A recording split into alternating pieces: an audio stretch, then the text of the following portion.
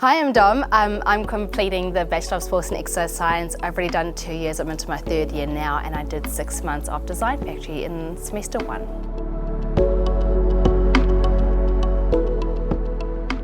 I like the fact that you can, it's a real world situation, and that what you do is could be implemented in the outside world, and it's not just okay, we'll do this and there might be something. It's you actually get involved with the outside world and the industries.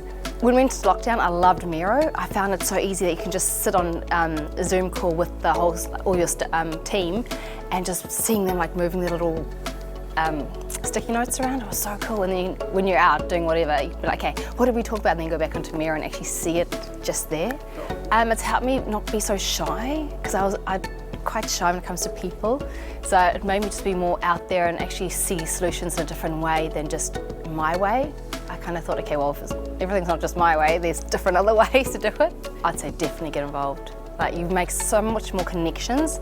So there's only 2 of us here from what I'm studying, and you never get to see this campus or the other students. It was just so lovely seeing them all and actually interacting with all different students throughout Wintec.